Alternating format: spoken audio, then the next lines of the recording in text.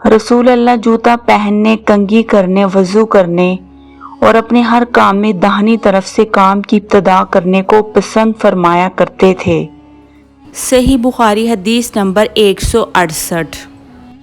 میں نے رسول اللہ کو دیکھا کہ نماز عصر کا وقت آ گیا۔ لوگوں نے پانی تلاش کیا، جب انہیں پانی نہ ملا تو رسول اللہ کے پاس وضو کے لیے پانی لایا گیا۔ رسول اللہ نے اس میں اپنا ہاتھ ڈال دیا اور لوگوں کو حکم دیا کہ اسی برتن سے وضو کریں۔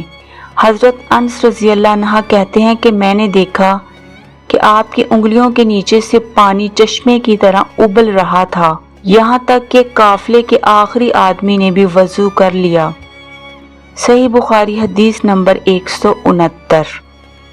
ہمارے پاس رسول اللہ کے کچھ بال مبارک ہیں جو ہمیں حضرت انس رضی اللہ عنہ سے یا انس رضی اللہ عنہ کے گھر والوں کی طرف سے ملے ہیں۔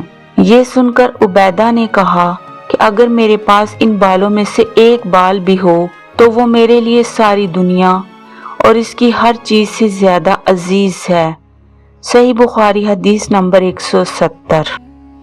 رسول کریم نے حجۃ الوداع میں جب سر کے بال منڈوائے تو سب سے پہلے ابو طلحہ رضی اللہ عنہ نے آپ کے بال لیے تھے۔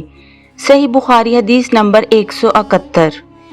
رسول اللہ نے فرمایا کہ جب کتا تم میں سے کسی کے برتن میں سے کچھ پی لے تو اس کو 7 مرتبہ دھو لو تو پاک ہو جائے گا۔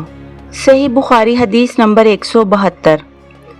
آپ نے فرمایا کہ ایک شخص نے ایک کتے کو دیکھا جو پیاس کی وجہ سے گیلی مٹی کھا رہا تھا، تو اس شخص نے اپنا موزہ لیا اور اسے پانی بھر کر پلانے لگا، حتیٰ کہ اس کو خوب سیراب کر دیا۔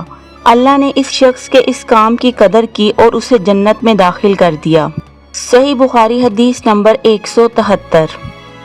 رسول اللہ کے زمانے میں کتے مسجد میں آتے جاتے تھے، لیکن لوگ ان جگہوں پر پانی نہیں چھڑکتے تھے۔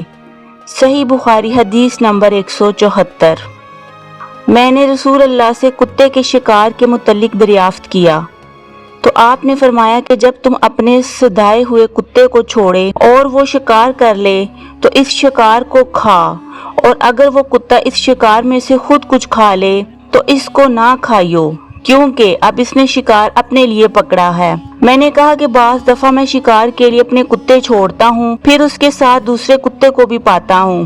آپ نے فرمایا پھر مت کھا، کیونکہ تم نے بسم اللہ اپنے کتے پر پڑھی تھی، دوسرے کتے پر نہیں پڑھی۔